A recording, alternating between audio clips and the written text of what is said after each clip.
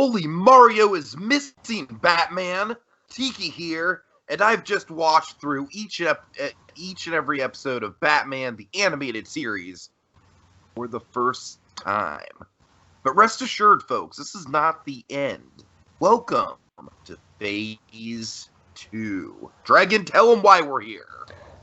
Well, you see, folks, long ago, I made a vow to educate Tiki in the ways of Batman the Animated Series, serving as his spirit guide to Gotham in a way. But now Batman's become part of a bigger universe, one might say, and the mission, as always, goes on.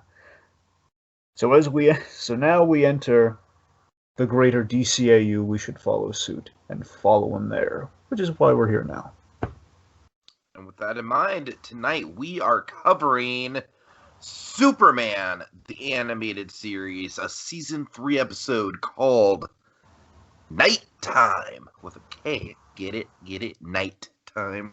Anyways. Alright, so Dragon, this was a delight. Man. It's good to be back. I mean, it's not like we really took much of a break from the Batcave, but it's good to be back with another goal in mind. So basically, folks, we're building the road to Batman Beyond. It's the road to Batman Beyond for Phase 2, just to kind of set the groundwork there. Dragon, you have the Muppet-style roadmap. I'm just the Fozzie Bear character along for the ride. Let's do this. I thought this was a good place to start, my friend. I'm going to keep my thoughts on this episode short and sweet. I really love Tim Drake and Supes working together. And I think Superman adding an extra layer of kind of supernatural to the Batman zeitgeist with the Gotham villains was a really, really cool turn of events. As for the Brainiac stuff in the third act, it's okay. It's probably where the episode sort of fizzles out a little bit for me. But all the Superman posing as Batman stuff, Dragon, is just top caliber, and really, really makes me excited for we've got Mad Hatter name dropping Star Labs, man. Like we're in a bigger world now. All right, so yeah, I'm honestly kind of pumped up for this next phase, Dragon. Oh, it's going to be rather exciting. All right. Honestly, a lot of mind-bending stuff is coming your way. That's I think rarely there's going to be a miss, if I recall. So yeah, you're in for quite the roller coaster, actually. Well, it's funny because, of course, building up through all of the Batman the Animated Series stuff, and it's really funny to talk about this podcast in particular. Dragon, I would say at this point, this is our most long-running podcast, right? Like, this might be our signature. I mean, quite possibly, yeah. For better or for worse. We've done ones that possibly rival as many episodes, like 5 seasons of Bates Motel and Better Call Saul and stuff like Gotham. But it's. I mean, ultimately, this is going to be the most episodes at the end of the day. So probably, yeah. So yeah, I just think it's cool that we're on this little journey. And anyway, so building up with Batman the Animated Series, we kind of built up through we had some rough patches in the first. In that first season, the Underdwellers and, of course, the boss bigs of it all. But, of course, Batman the Animated Series really shined in Season 2, Season 3, and then Dragon, Season 4, the new Batman Adventures. As you know, I was not looking forward to it. I was dreading it. And that ended up being a big surprise. That ended up being kind of a breath of fresh air. I was like, oh, man, okay, even the stuff that doesn't really land particularly well with fans, I got some value out of, just because I feel like with most every episode, with one or two exceptions, including, oddly enough, an episode with a character that appears in this episode, I thought, at least every episode of New Batman Adventures really tried to bring some sort of thematic, rich context to the table, and I really appreciated that. And going forward, I'm just looking forward to fun crossover stuff, honestly. All right, so Dragon, let's lay some background on how we got to this point. How did we get to Superman posing as Batman, Dragon? Well, this is a fun story. So So this is directed by the great Kurt Gaeta, who's going to be a very important recurring name. Again, this guy's going to be all over Batman Beyond. Kurt Gaeta is very important.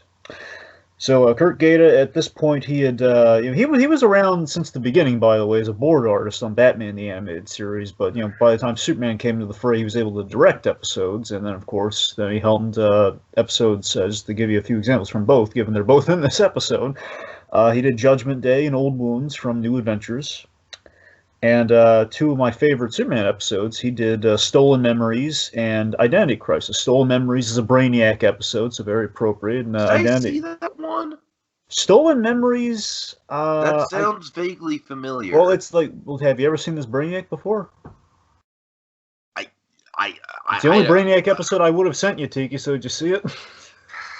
I'm not sure, Dragon. I'm just saying the premise of it sounds familiar. Like, because I know I saw a Superman episode that was essentially like the Superman Perchance to Dream. Can you think of another episode that might have been that? I know what episode you're thinking. You're thinking of For the Man Who Is Everything. And no, it's That's not. what I'm thinking of. Thank you. Thank you. No. All right, I apologize. Okay, so also there's Identity Crisis, which is the Bizarro Superman episode. And I love that episode. It's a great one. Gotcha.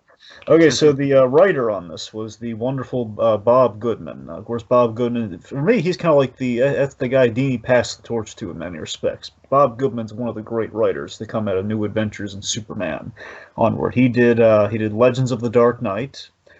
Particularly the Dark Knight Returns segment, as you can probably guess. Oh man, that episode was so much fun. And remember, Bob Goodman, he does Legends of the Dark Knight, and he goes on to do the Dark Knight Returns 2-part animated film.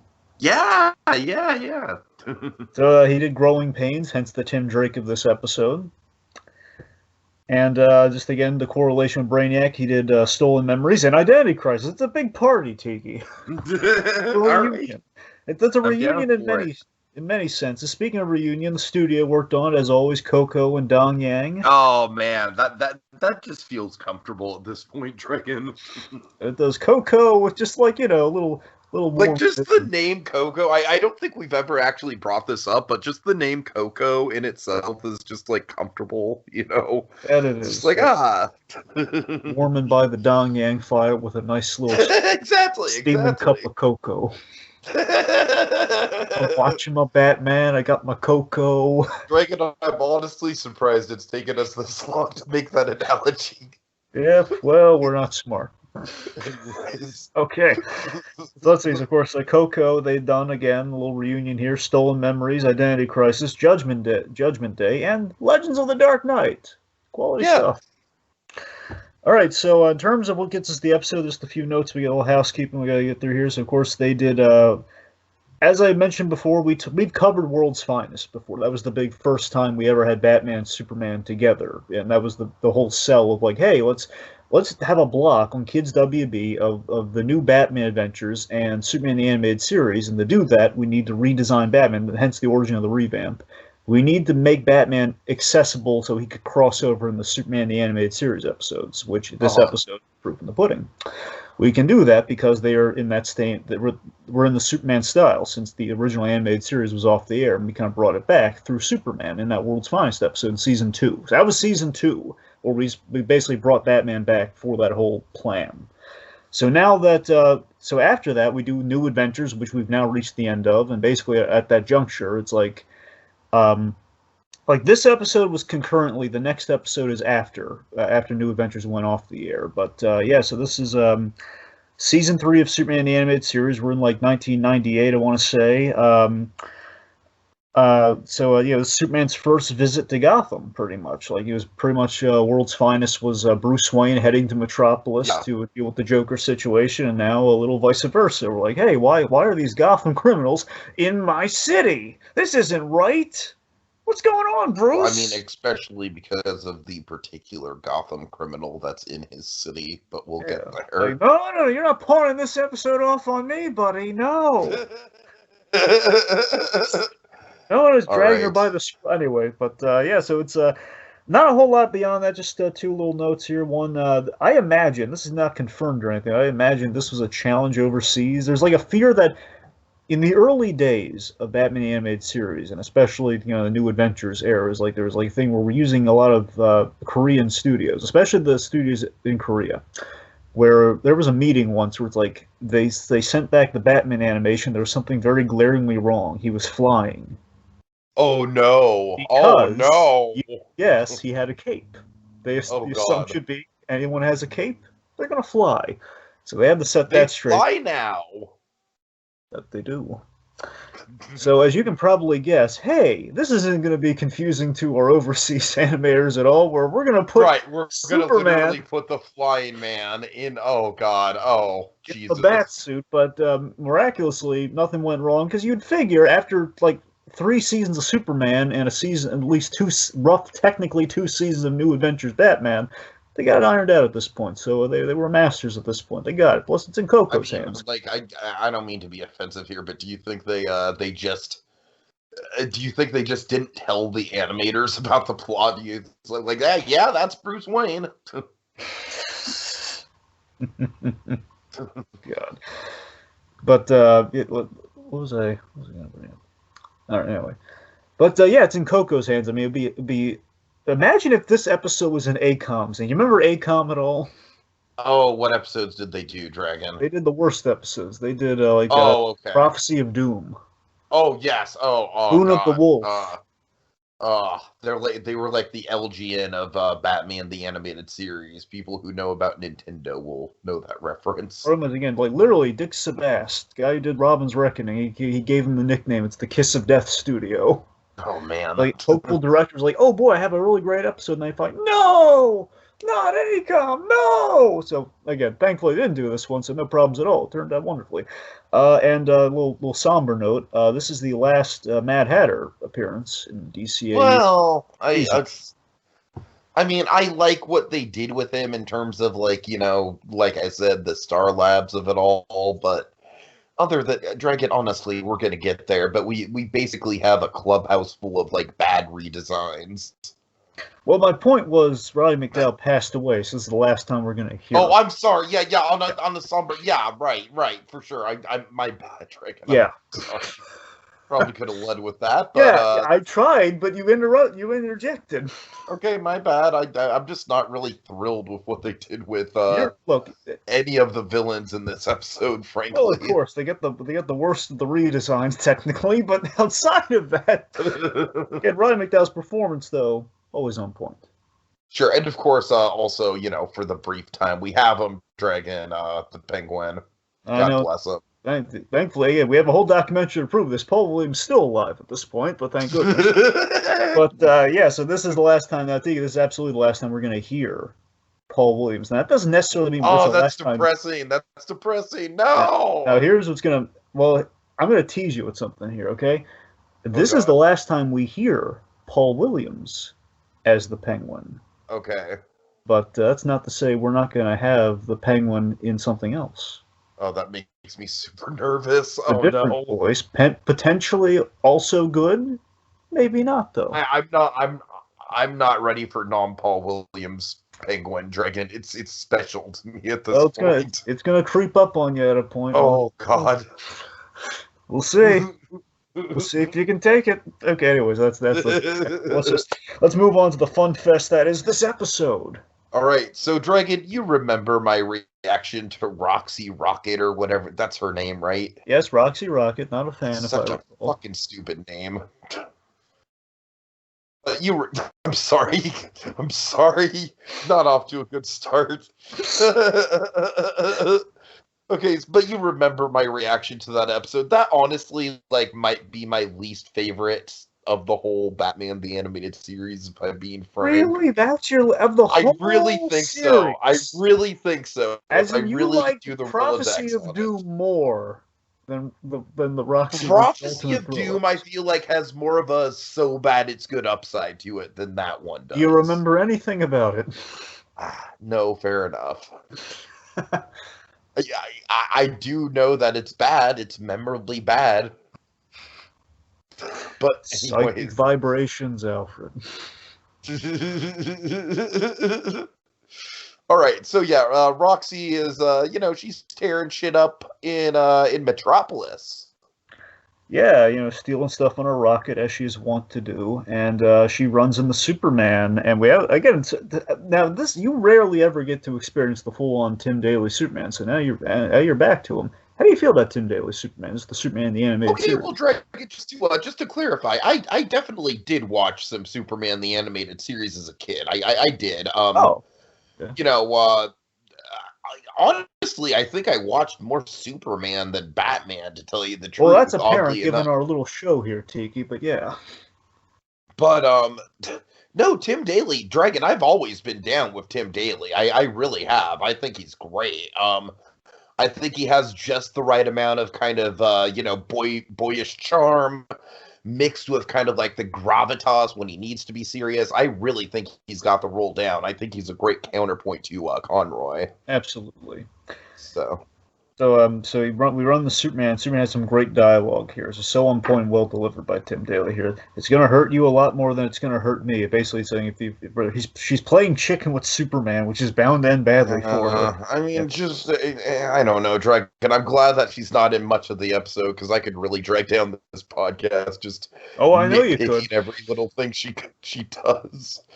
Just like, really? She's gonna run square into Superman? What is she, Well, remember, stupid? no, Tiki, she's literally crazy. Oh, oh Anyway, man. so she's gonna risk. Every villain in Batman is crazy, but they wouldn't do that. Anyway, It's just stupid, Dragon. here's I'm what's sorry. not stupid Go though. ahead. How Superman handles this situation is really cool. So she flies towards, she heads barreling towards him. What Superman does, because again, he's Superman. He's not encumbered by the usual stuff Batman Oh, is. and In this Dragon, I'm sorry. We have to point out that as soon as she sees Soup, she's like, "What a body!" Well, sure. I was gonna. She's definitely Uh, flirting with Superman big time. She's tracing the ass. She's doing I stuff like that. don't like it. You just don't hate like it. flirtatious characters. I'm getting the sense. No, Dragon. I love Ramona Flowers. There's a lot of flirtatious characters I can think of that I really like. That's not it at all. I don't like. It's just, to me, it's just super inappropriate given the context. Right. Anyways. Anyway, so the good part. She's barreling towards him. Superman, the way he handles the situation, awesomely. He's like turns a little to the left and just grabs her. she's flying past him because of course he can. We're playing by new rules now. Yes. So just catches her mid-flight, and she's doing a little flirty flirt thing, and importantly, She just instantly just like snuggles up to him like, "Oh, you're as smart as you are handsome." would you agree though it plays a little better with Superman? Because the idea though is every woman in the DCAU is always flirting with Superman though. I think It does. It does play better with Superman. I'll give you that much. That's like Batman's thing is And I usually do. Soups does have an epic takedown that we'll get to briefly. sure. So anyway, so she's kind of mentioning it, like he's asking, "Why are you in Metropolis?" And essentially, she says, she mentions that Batman's missing in Gotham, which means Gotham's being picked clean by everyone. Wait! What do you mean Batman's missing? Wait, don't you all you She says spandex? that, like you said, is she's kind of tracing the S. Yep, tracing the S around Stands for hope. as in you ain't got none, lady. Right. So don't. She brings up the fun foreshadowy point. Don't all you spandex boys have club meetings? Which, of course, ultimately they will, but not yet. Says we're not exactly friends. This line's kind of funny though. You gotta go. I'll be your friend. You're going home. No, I like that line, Dragon. You're going home, little girl, specifically. Yeah. You're going home, little girl. Flies her home. Dragon, yeah, that's Tim Daly Superman for you. Like, I love that. That's like, yes, put her down, Tim. Put her down. Timmy. Oh God. But no, seriously, I love the logic. I completely forgot about this till the rewatch. Is that yeah, he literally that's how he gets to Gotham. He's literally flying her home. That's his excuse for going there. Because out of my mind, I was thinking like, okay, Clark Kent's gonna book a flight or something, or like or something like that. It was like we're gonna have like a thing where he's gonna find an excuse, but no, he just why not kill two birds with one stone in the same trip? That makes sense. Yeah. Oh, we're in Gotham, and we're at the. I assume we're in a place called the Gotham Experience. I want to say Yeah, this is kind of explain this to me, Dragon. This kind of fascinated me. It looked like kind of like a miniature like a theme park recreation of Gotham almost. yeah. I thought you really What's liked. going on here? Yeah, I thought you were gonna like this because here's what caught. I mean, I like it, but I can't quite wrap my head around it though. Okay, here's my logic. Here's what I can discern it to be because we know it's clearly. I'd say it's a mall, but it's a tourist attraction, as in like it's Okay. ideally for. And again, given that Superman's kind of a tourist to Gotham, I think that's somewhat Yeah. the point. Is that hey, it's like this is like kind of the big like shopping tourist attraction. Like hey, Like get the Gotham experience in shopping. so it basically like it takes a lot of the Gotham iconography and Hmm. it basically like theme park scales it too, right? Am I Yeah, it's right like a about little. that? No, you're absolutely correct, T. That's exactly what the gimmick Uh-huh. is. And for example, the Diamond District is where you have all the diamonds, which is really Right. clever. Okay. Okay. Yeah. Okay. So I got it. It's a shopping district. It's like the Anaheim the Anaheim Garden Walk that will But soon become swallowed by Disney. but But isn't that so? It's such a charming idea, though. Gotham's trying to get business in, like get the it's a tourists in there. super charming idea, Dragon. It really is. I love it, So honestly. these two crooks, they're robbing the Diamond District. Oh god! Oh, it's so cool. I like it. It is, Oh, it's Dragon. It sets off the theme park nerd in me. which is also next to like the baseball part, which again is like the baseball diamond, the diamond. I noticed that Yeah. connection. Yeah, that was fun. Anyway, so they're mentioning like And they have. that's what folks in the theme park will call a transition. So anyway, the crooks are saying, "Oh, the cops are swamping the bats and no show. So what do we have to work? The alarms going off and anything? No one's going to stop us." Meanwhile, Robin, Tim Yeah. Drake, Robin, as the relief pitcher with the ball, throwing a ball at him. So Tim Drake, MVP of the episode, right? Absolutely. I mean, I think, man, he is Dragon. He is far and away my favorite Robin. I've gathered as much. You seem to be really into Tim Drake. I am a big Tim Drake fan, and I know his fate.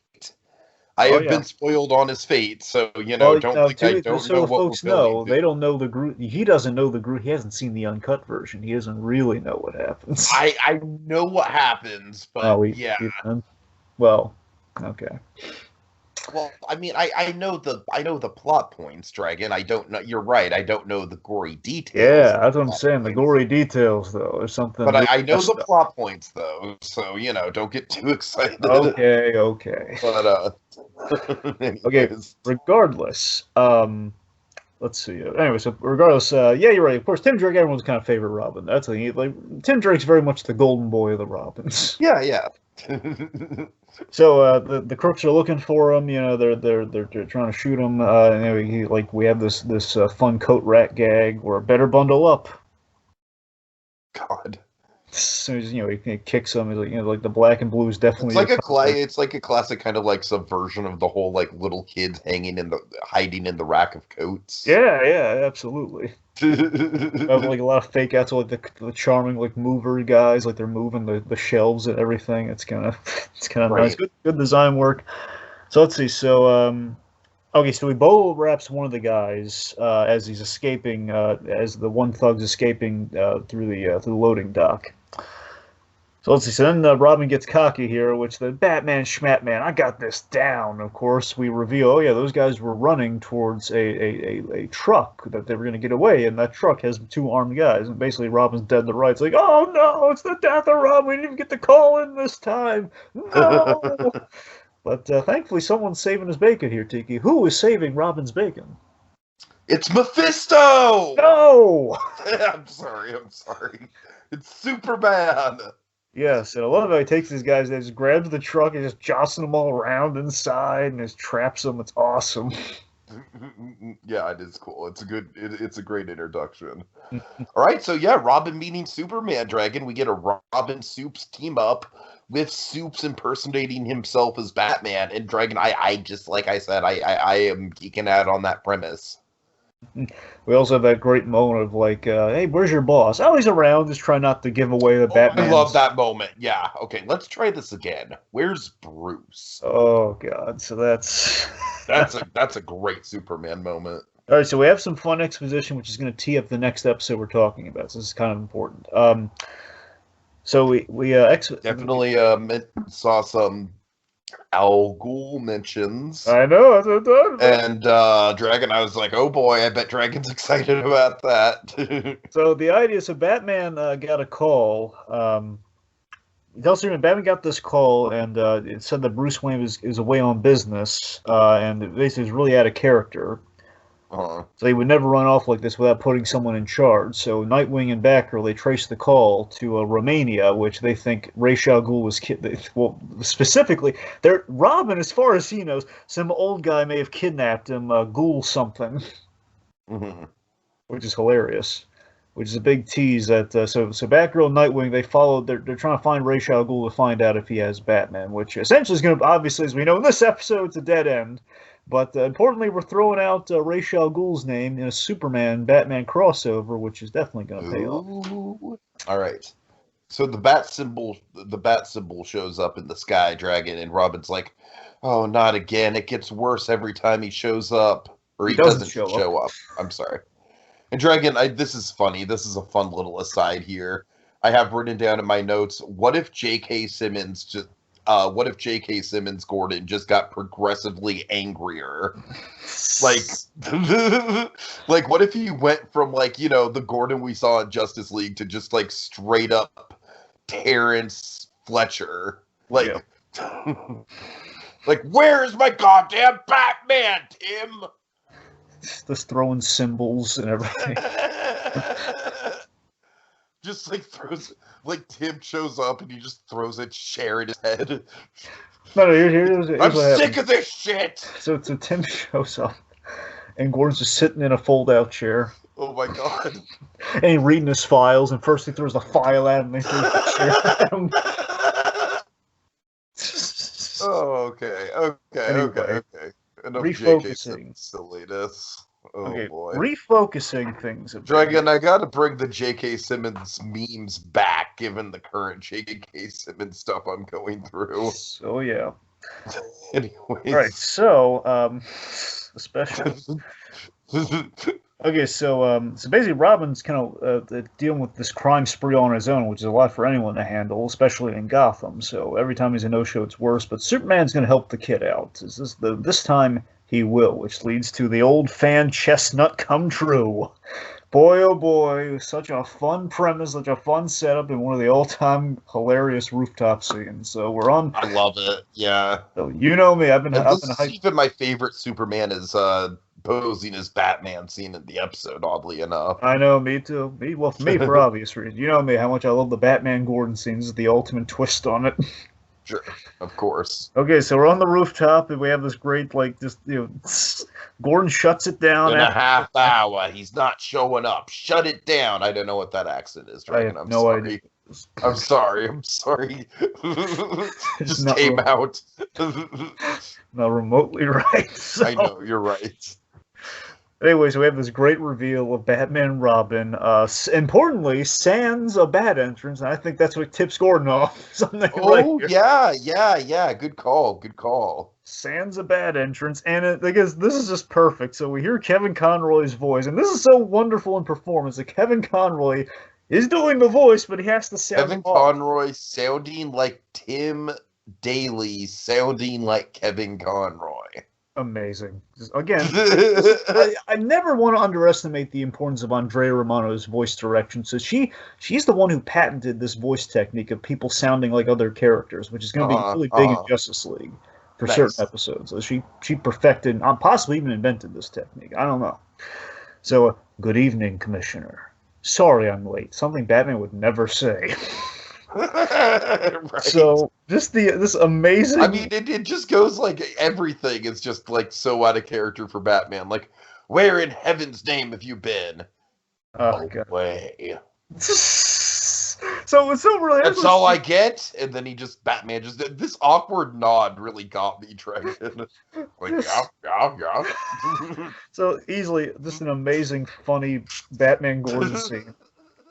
Again, technically not Batman Gordon, but you know what I mean. It's hilarious. Uh-huh. So what cracks me up about this on the rewatch is that this is Superman's impression of his brief encounter with Batman from World's Finest. This is at least kind of like this is mockery of Batman. Like, Batman must be all stoic and stuff. This has been my experience with him. This must be how he's like with everybody, in my opinion. Just like the glib one-word answers and everything. That's all I get. And Gordon's just so ridiculously puzzled on this rooftop scene. It's hilarious. If you're trying to prove, and this is a good Gordon line, though. If you're trying to prove how much the city needs you, you succeeded. Good line. All right, so crime's up 15% in the last 2 weeks, and it's going to get worse. So the reason Gordon's called Batman is that he's shown in this photo of from airport security. So a new player has re-entered Gotham, and this is a callback to the episode itself. Showing Batman the photo. Batman doesn't know what he's looking at. Not really registering. He doesn't know this person. And the other thing, it's not even. Here's what's hilarious about this. It's not even a matter of just not recognizing him. It's even Superman. Come on. What? Something in this picture clearly doesn't look like the others. Okay? Right. There's a giant man in a suit that you and I know is clearly Bane because he dresses up when he goes on a plane ride. That's what I love about it. Yeah. Clearly something. Also, could I just point out, I love the design of Robin in silhouette in the background, just leering over, like, God damn it, Superman. Trying not to get involved. Like, yeah, exactly. That's a great design choice. Just love him whispering, "It's Bane." Ah, yes, Bane. You know, it's really cool. If you really look at the head shape on Batman, there's like a wonderful imperfection in the detail. So you can tell, like, the head shape is clearly. Oh, totally. Yeah, he's got a much broader chin. Yeah, he's got a Jay Leno chin. Yeah, he's got there's like a 3D chin effect, like the perspective profile thing. You can tell there's an extra line on his face, and a dimple. Yeah. All right, okay, so yes, Bane. So of course, we gotta deal with this, which clearly Bane's in town. That is not good.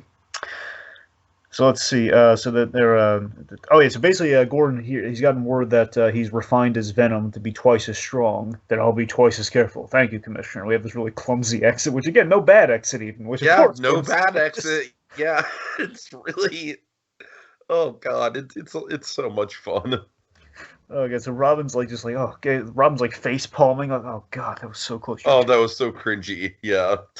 You're telling me the sooner we find Batman, your boss, the better. And I love my favorite guy. He's looking for the grappling guy. He's not used to the pouches. Right pouch. Like, all right, thanks. And he's like, so they go to Wayne Enterprises. Oh yeah. Sorry. Does he seem bigger to you? And Gordon says, you can see on his face, he knows something's up here. He knows, okay, that was not Batman. I love how it's never directly acknowledged, but you know that Gordon knows. Oh, yeah. Okay, so now we're at Wayne Enterprises. So we learned that 3 weeks ago, Bruce was here. And then he's walked out, and then we never saw him again. So clearly something went wrong here. So Robin's asking about the Batman voice. Why don't you tell the folks about the deal with the Bat voices? Well, it's precise muscle control. And then he goes into a Tim Drake, spot on Tim Drake. Plus, I have a pretty good ear.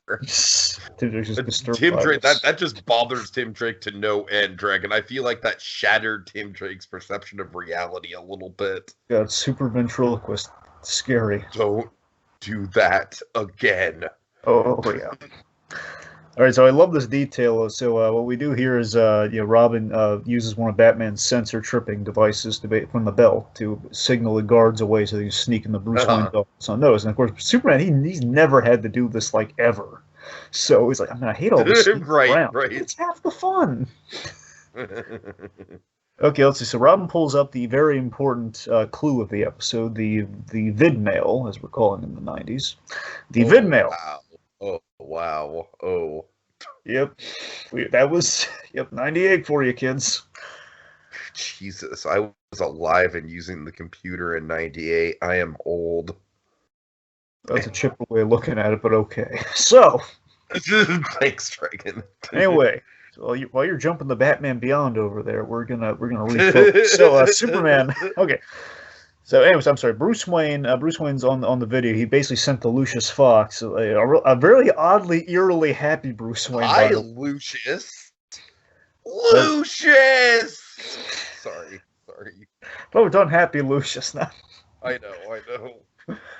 Hi, Lucius. Sorry to run off yesterday.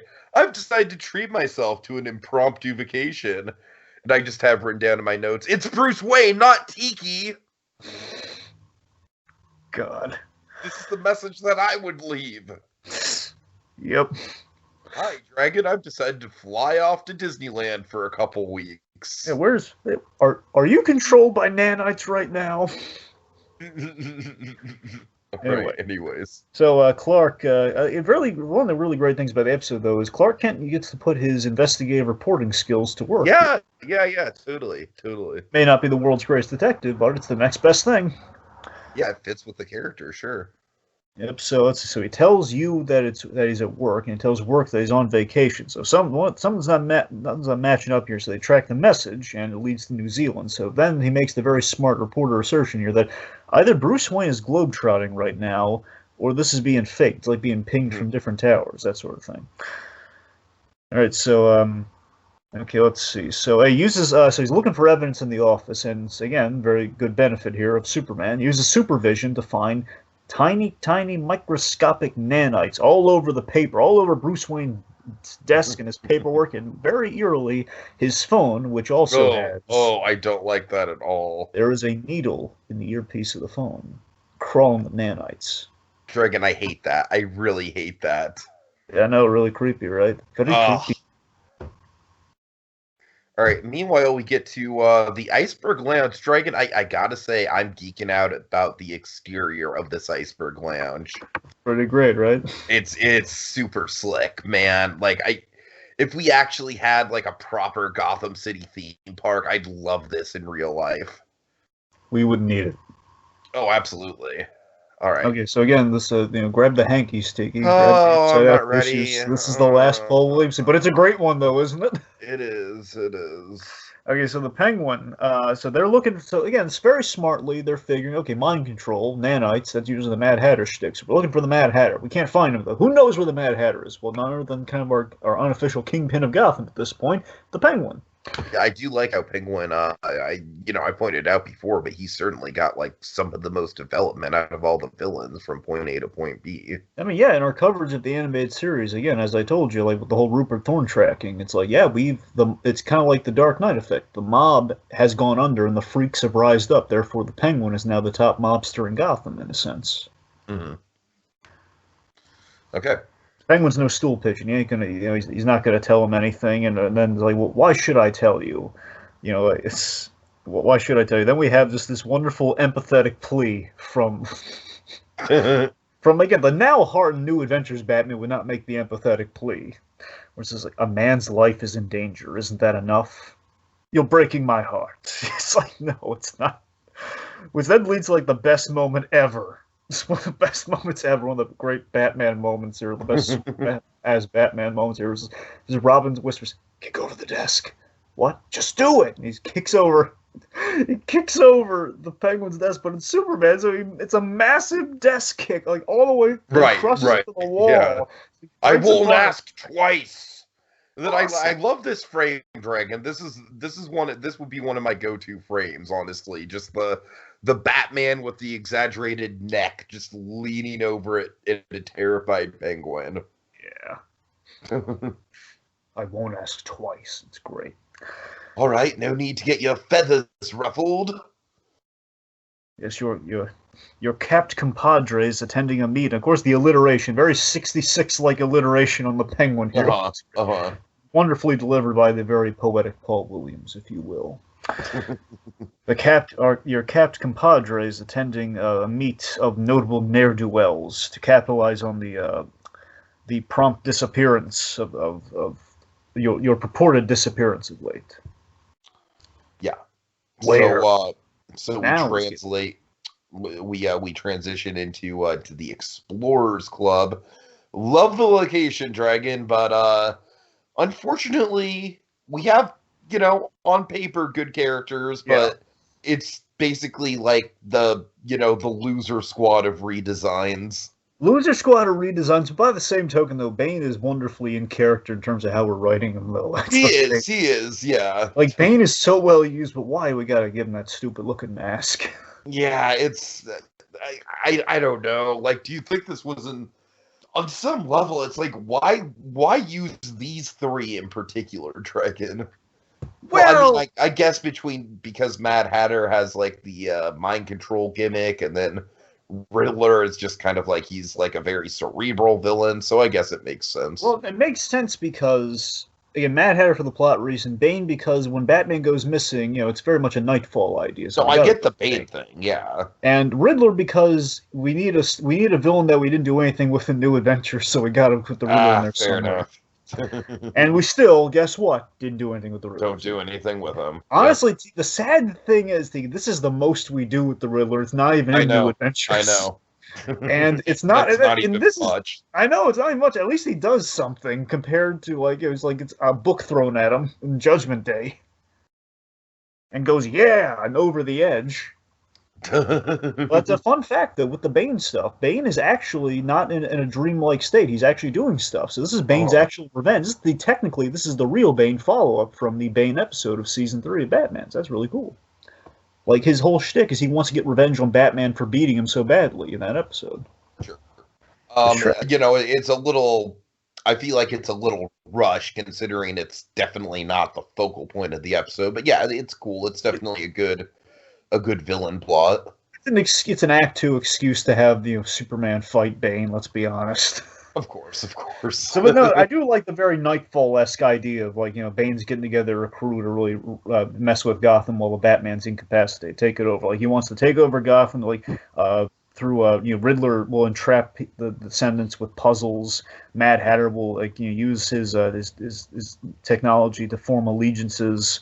And for anyone who stands in the way, Bane will break them. Mm. Also, yet another sad farewell. Henry Silva. I love him voicing Bane, and nothing against the next guy who's going to do it, but seriously, this is the last time we're going to hear the wonderful Henry Silva deliver those awesome Bane lines. He does do a good job, yeah. God, I love Henry Silva. That was always my go-to Bane. Because the closer you're going to get to Ricardo Montalban as Bane. It's the closest you're going to get. Right? Oh, if only we had that, Dragon, if only, in another world. Another world. We had him as Gutierrez, but if he were Bane, though. All right, let's see, so... and, of course, Riddler's only... I have to linger on this, because the only line John Glover has in New Adventures, really. I've always wanted to team muscle with mind. And I'm always eager to test out new puzzles, of course. Again, good idea to throw the Riddler in there, but this is not a Riddler episode at all. That's literally... It's like a premise, Dragon. It's a premise that goes nowhere. We have a great line from Roddy McDowell here. It says, Tweedle Bane and Tweedle Brain, if it's all the same, I'll play your game. So Batman and Robin crashed this little party. And, sorry, we couldn't wait to spoil your fun. And Bane is, being awesome. You're like, oh, on the contrary, I feared Batman was gone forever. It would mean I never get to feel your spine crumble in my hands. It's like, yeah, that's Bane right there. It's WB, kids. Yeah. We can get away with it.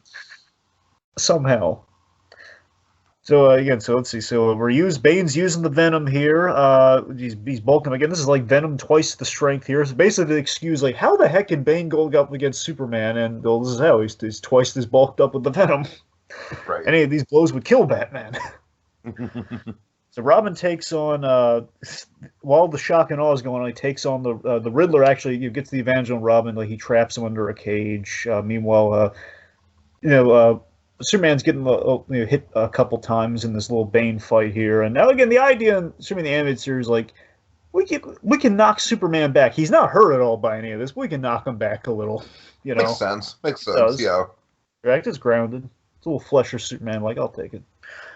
I mean, especially if it's a big guy like Bane doing it. I know, of course. No, I'm just saying something in terms of his Superman's power goes up and down through the DCAU. So I'm saying it's still on track. So this is all still good.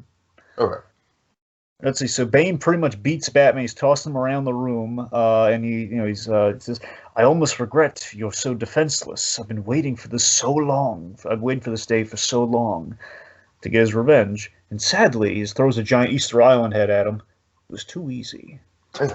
So again, you think, okay, well, Batman's dead, but we, the audience, know that ain't Batman. Yeah. So this whole Act 2 fight scene, Dragon, is my favorite set piece of the episode, just because I love the idea of Superman as Batman, kind of striking a more supernatural fear into the hearts of Gotham villains. Yeah. Such a clever conceit, and it's an awesome crossover moment too. Just Bane, all of them gobsmacked. The Mad Hatter going, "That's impossible." Mm. Let's see. So Bane, again, he can knock him around, but he can't really hurt him. So now Superman, again, a rare opportunity for Superman. He can actually unleash a little bit here. So he like breaks. Oh, I gotta mention this because again, we do nothing with the Riddler. I love the puzzle thing he threw around Batman though. I loved like the little puzzle device, like little question mark, like a binding device that Superman then breaks like easy.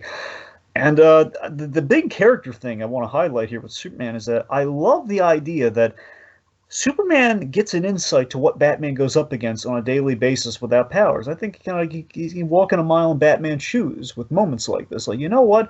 If I were Batman, I get a little bit why he's ticked off all the time. If people are ganging up on me all the time like this and throwing little puzzles at me and I couldn't just break them off, I would be really ticked off. I don't know how he does it. Yeah, I hear you. Anyway, so he breaks the puzzle. He's really ticked off. He can actually rarely can Superman really unleash on somebody, but it's Bane, so he kicks the crap out of Bane. Robin like takes the Riddler's hat and he cuffs him to the cage and he gets him. Then we have like, I gotta tell you, this really painful. This hurts me. What the Riddler really does is this whole how pathetic the Riddler is. Like, it's not fair. It's not fair. It's like poor. My heart goes out to poor John Glover. We gave him like the ultimate send off in Riddler's Reform, and then we have it's ridiculous. I mean, at least he gets, I'm afraid you'll have to die. Well, anyway. He had a really good time on that set, though. Oh, I'm sure he did, no doubt. Anyway, so speaking of that, and speaking to relate to Bane here, so Bane is like, this is an awesome, like, just seeing Bane yet again, just utterly just going to defeat it here. It's like he's stumbling, he's seeing double, he's like, before he can attack again, he falls flat on his face. Superman removes the tube, and you hear like the whimper in the pool of venom. Even disgust Robin, like, ugh, God. All right, so now this is really fun. Superman's having fun as Batman in this moment here. Like Mad Hatter's fleeing, so he's basically like role playing. Yeah, like Superman never gets to pull the mind game stuff where he can like, hey, I can, he does like Batman's trick without the legwork. Like, yeah, I can use my super speed to go from point A to point B. I know Batman does it. I can do it easily. And that whole super speed thing with the Mad Hatter is my favorite beat in the whole episode. I love that idea. It's so well executed. So so they catch the Mad Hatter and Robin's like, I can't, as he cuffs him, I can't let you do everything now, can I? And a little smile, little chipper smile from Batman, which then weirds the Mad Hatter out. Thing like he shrugs off. Oh, no, I'm grim. All right. I hate rock and roll. Sure. Sorry. Especially when it catches on fire. All right, so we're at the GCPD again. Gordon's still like looking like what is happening here, but he's taking it in. So Gordon is watching. I bet there's like a whole side plot of Gordon trying to figure out who Batman actually is. Yeah. Well, I know it's not Nightwing because how could he? He's never done that before either. All right, so the Mad Hatter. Long story short, Mad Hatter examines the nanites, and of course, he's stolen from the best. He's at a loss because he's stolen from the best. He's stolen from Wayne Enterprises, LexCorp, and Star Labs, and these could be of alien origin as far as he's concerned. He's never seen anything like this. Which, of course, alien origins gives Superman an idea. He thinks he's kind of on the path of thinking about who this is. And Dragon, as far as I can remember, that's the first Star Labs mention that we've got in anything that we've covered on the Batcave. I'm pretty sure you're right. I mean, the closest it could have been is maybe World's Finest, but probably not. I feel like if it was World's Finest, it was probably like just an offhand line that Luther does or something. No, you're right about that. I think it was more LexCorp than Star Labs, which makes me think, no, we haven't mentioned Star Labs at all. So I think like I'm sure LexCorp was involved in World's Finest. Yeah. Oh, I know. Yeah, we mentioned that here. No doubt. Yeah.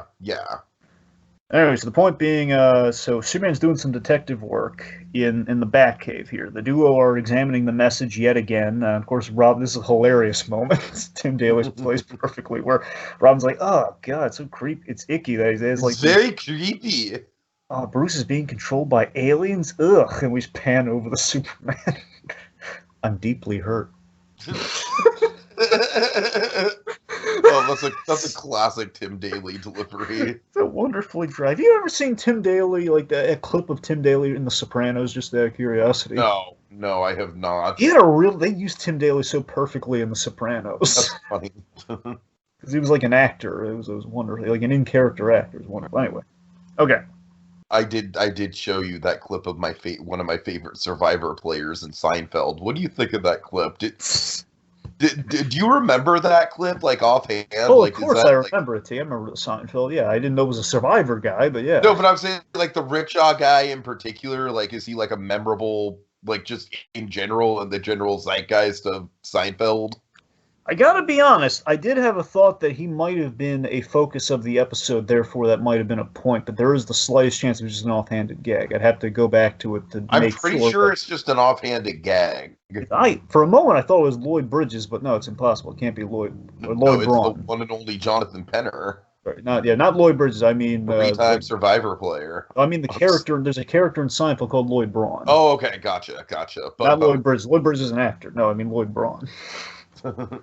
All right. Anyways, off of the Seinfeld. All right. I'm sorry. We're in the 90s, so it somewhat flies. And Superman's involved, and Jerry Seinfeld loves Superman. There we go. I bought it. All right, there we go. All right. All right. Okay, importantly. Podcasters. Anyway, so Superman uses his super hearing, and he isolates, using the computer as well, he isolates the rocket sound in the background of this message. So can I just say, like, one of my favorite elements of this episode is the obscure Superman powers that we use. Tiki, I can't tell you how many times I'm so relieved when we just don't always defer to the heat vision. Because I'm so sick of the heat vision. Actually, the DC universe kind of makes a subtle point of, like, Superman doesn't like to use the heat vision. Right, you know? Right, yeah. For good reason, because, again, it's a scary power. No one wants heat vision. Because, this episode, it's like, it's all very detective-like powers. Yeah. The voice changing, the super sight, I guess you could say, for lack of a better word. So supervision, too. It just has super, you can see really far, and magnifying vision. Yeah. And then the hearing thing. Like, I like that it's all very subtle but very useful powers. Oh, yeah, absolutely. It's funny, though. There's actually going to be a traumatizing heat vision moment you're going to have. One of the things we're going to cover in this phase. So it's going to be interesting to see how you react to that. But yeah. Okay, interesting. Okay. All right. So point being, we have our next, basically our set piece for Act 3, Wayne Aerospace. We're in Wayne Aerospace, and Bruce Wayne, he's thanking the engineers for their work, and he really oddly and abruptly instructs them to just leave now. Just go home, set the new rocket to pilot control, and leave. That's it. Well done. Thank you. There's some really funny walla. I don't know if you noticed. There is. I noticed it. Yeah. Wacky billionaire. Like, he's wacky billionaire. Nuts. I completely forgot about wacky billionaire. It's hilarious. All right, so. It's a Superman and Robin are in the wings, and the place is supposed to be mothballed, so it's the ideal spot to kind of cook something up like this. Fun fact, I completely forgot about this is a really great detail. The new rocket, as it's kind of like alluded to here, is that this ship kind of is kind of reminiscent of a Kryptonian design, and it's pretty much it's like a Earth modeled version of the Kryptonian rocket ship that brought Superman from Krypton to Earth in the DCAU. So it's a little. I like that we're bridging the whole Kryptonian aspect of Brainiac, which of course we reveal Brainiac is the guy. What a twist! So Tiki, let me fill you in on something here real quick. Oh dear. Okay. Okay. So Brainiac's a big personal deal for Superman. Okay, there are two villains in the DCAU that really rub Superman the wrong way. There's Brainiac. Because in the DCAU's iteration, DCAU had the best Brainiac, by the way. Hands down, my go-to, the awesome Brainiac, because it's Corey Burton doing the voice. And a voice kind of like in that Mr. Freeze sense. We're going to suck out as much humanity as we can in the delivery. So Corey Burton is as robotic as it gets. I mean, how can you say no to Corey Burton? Yeah. That's what I'm saying. This is one of the great roles that he did, truly. And it's very technological. It's very sci-fi. Like, they go full, like, as robotic as they can with this Brainiac versus, like, what people usually do with Brainiac. And Superman hates him because Brainiac... The DCAU was the first time they ever had Brainiac be on Krypton, as in Brainiac was the central computer hub of Krypton, and when Jor-El was saying, hey guys, don't, you know, the guys, like, Krypton's gonna blow up, Brainiac said, don't listen to Jor-El, the data's all wrong, like, there's nothing behind his scientific findings, because Brainiac was gonna steal Krypton's information and let it blow up, and just go off to the next planet, so...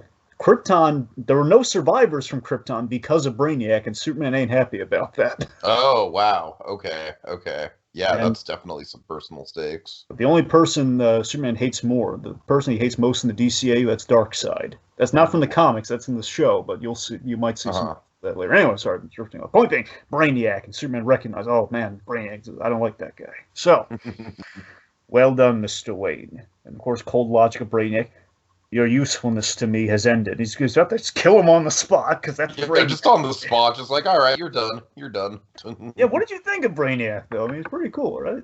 I mean, look, like, the context you just gave me definitely adds to his character, for sure. But yeah, I mean, just as a design and... Yeah. You know, and in general presence, yeah, it's a good introductory point. I mean, I feel like I need to see a few more episodes to really fill in the blanks with him. But yeah, you know, I like him. Sure. All right, let's see. So Brainiac, so Batman and Robin intervene. They kind of stop this from happening. So Brainiac suspected Batman would get involved, given the Bruce Wayne bill at some point. And he admits he gets really impressed with Batman's detective skills, which of course is a cheat, but it's a wonderful cheat. This is great. I love how he's basically fanboying over Batman, Dragon. It's great, and then again, obviously Superman's kind of conning him in this moment, but I love it. Like, okay, Dragon, it's almost like a syndrome Mr. Incredible thing in a weird way. It's like, oh, I knew we'd meet Batman. All right, here we go. Yeah. Ooh, I'm so excited. But again, just I'm totally exaggerating, but you know, it's kind of got an air of that. It's like the cold again. That's the wonderful thing about it. It's like even cold logic of a machine has to admit how awesome Batman is. Right, and I love that Superman's kind of making fun of Brainiac with this too, and that like Superman's just like, hey, here's something I know you don't know for a change. And Brainiac knows everything.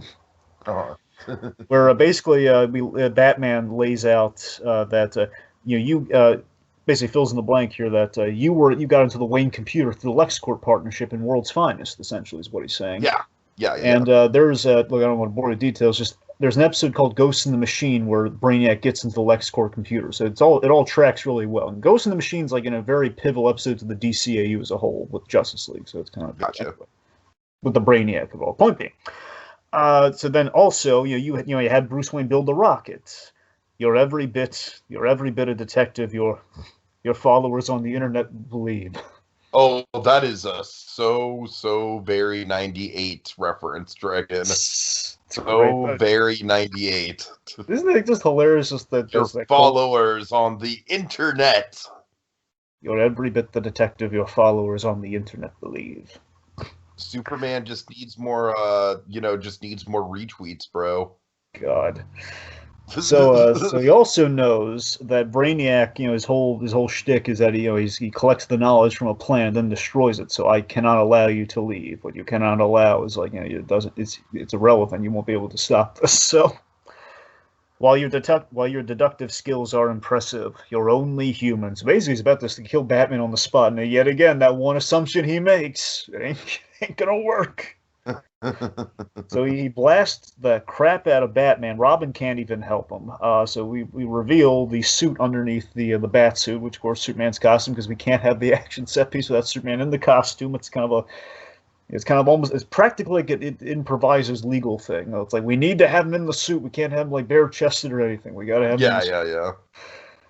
By the way, sans the cape, because it wouldn't make sense if he had the cape underneath. No there cape. Too.